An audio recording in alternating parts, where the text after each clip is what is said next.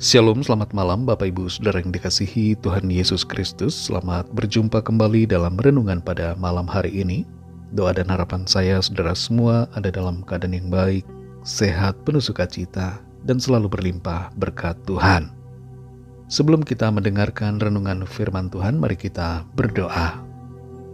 Bapa Sorgawi, Bapa dalam nama Tuhan Yesus Kristus, Tuhan dan Allah kami yang hidup dan berkuasa, yang selalu mengasihi dan peduli kepada kami. Terima kasih untuk berkat penyertaan Tuhan di sepanjang hari ini. Tuhan sudah menolong kami dalam segala hal. Saat ini kami mau mendengar sabda kebenaran firman-Mu. Urapilah kami Tuhan supaya kami mengerti dan taat pada kehendak-Mu. Dalam nama Tuhan Yesus kami berdoa. Haleluya. Amin.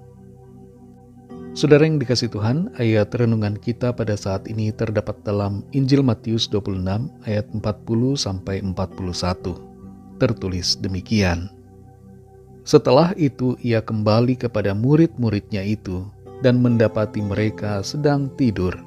Dan ia berkata kepada Petrus, "Tidakkah kamu sanggup berjaga-jaga 1 jam dengan aku?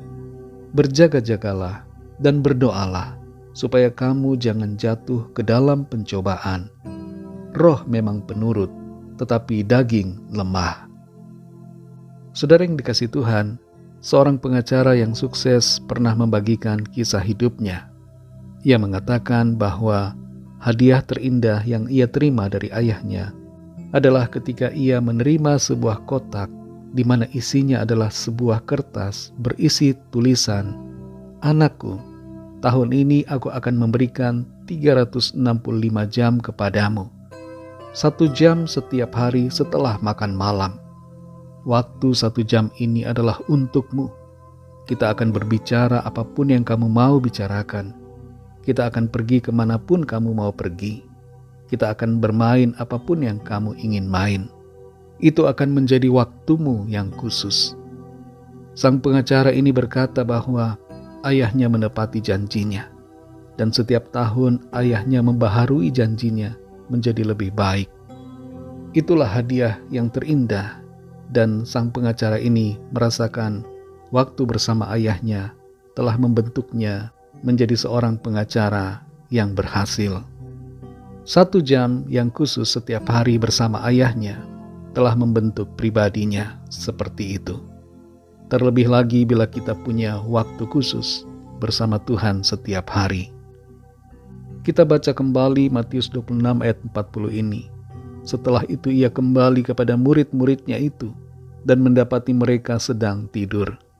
Dan ia berkata kepada Petrus, "Tidakkah kamu sanggup berjaga-jaga 1 jam dengan aku? Berjaga-jagalah dan berdoalah, supaya kamu jangan jatuh ke dalam pencobaan. Roh memang penurut, tetapi daging lemah." Dalam konteks ayat ini, Tuhan Yesus sedang bersama-sama dengan murid-muridnya di Taman Getsemani. Peristiwa ini terjadi sebelum ia ditangkap dan diserahkan kepada imam besar untuk diadili, dan kemudian dibawa ke Herodes dan Pilatus untuk disalibkan. Tuhan Yesus mengajarkan kepada para muridnya, termasuk kita semua saat ini, sebagai murid-murid Kristus, bahwa untuk menghadapi salib, tantangan, kesukaran, ujian dalam hidup, dan berbagai situasi yang ada, kita perlu berdoa dan berjaga-jaga. Sebab roh memang penurut, tetapi daging lemah. Tidaklah mudah untuk menghadapi berbagai situasi dan keadaan, godaan di dunia ini dengan kekuatan kita sendiri. Kita perlu kekuatan dari Tuhan. Sebagai orang percaya, kita sudah dibaharui dan dibenarkan, serta dilahirkan secara roh, sehingga kita tidak lagi hidup menuruti daging. Namun demikian, kita perlu menyadari bahwa bagian terlemah dari pribadi kita adalah tubuh kedagingan ini. Walaupun roh mau menuruti firman Tuhan, seringkali kedagingan kita ini berontak dan mau melawan.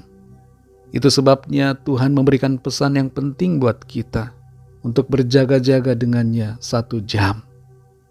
Saudara yang dikasih Tuhan, berapa waktu kita setiap hari untuk berdoa dan berjaga-jaga bersama Tuhan? Adakah kita merasa cukup untuk berdoa dan berjaga-jaga seminggu sekali di gereja atau dalam ibadah bersama? Tidaklah cukup kita hanya berdoa dan berjaga-jaga seminggu sekali.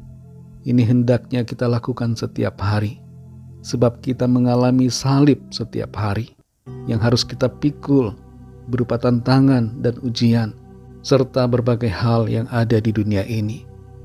Berdoa dan berjaga-jaga 1 jam, berbicara tentang waktu berkualitas kita bersama Tuhan yang kita gunakan setiap hari. Jangan merasa cukup kuat dan cukup hebat untuk menghadapi situasi dunia ini. Jangan merasa tidak perlu Tuhan dan firman-Nya. Jangan merasa tidak perlu berdoa. Mari berdoa, baca firman Tuhan, miliki hubungan pribadi dengan Tuhan, agar kita kuat dan berkemenangan. Mari kita berdoa.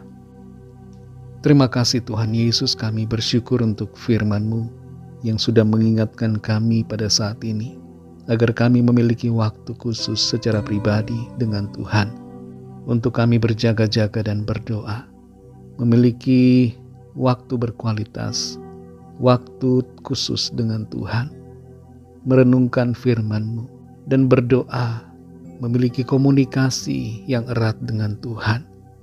Ajar kami Tuhan untuk lebih lagi mengerti akan kehendak-Mu, dan ajar kami untuk memakai waktu kami dengan bijaksana, sehingga kami tidak melalaikan waktu bersama Tuhan.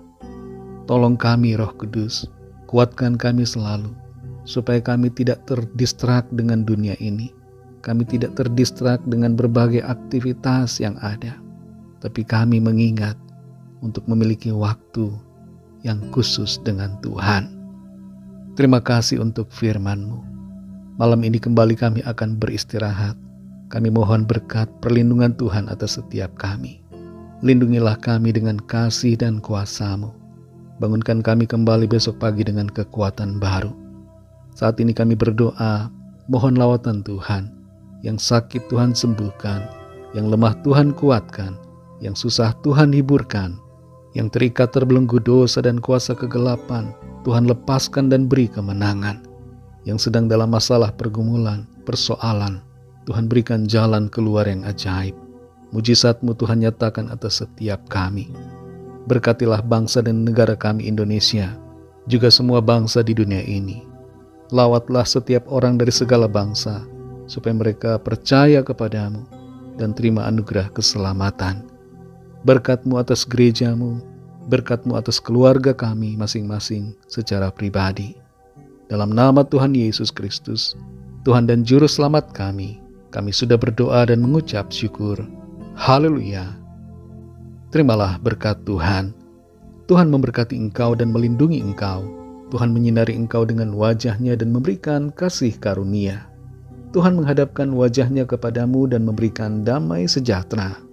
Berkat anugerah dari Bapa Surgawi, kasih karunia dari Tuhan Yesus Kristus, dalam persekutuan dengan Roh Kudus, menyertai kita semua, sekarang ini dan sampai selama-lamanya.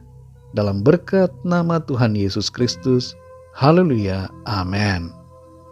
Puji Tuhan, saudara yang dikasihi Tuhan, saya percaya firman Tuhan menjadi berkat dan kekuatan buat saudara semua, dan Roh Kudus akan menolong saudara untuk lebih lagi memahami kebenaran firman Tuhan. Tuhan Yesus memberkati saudara semua. Sampai jumpa dalam renungan yang berikutnya. Haleluya.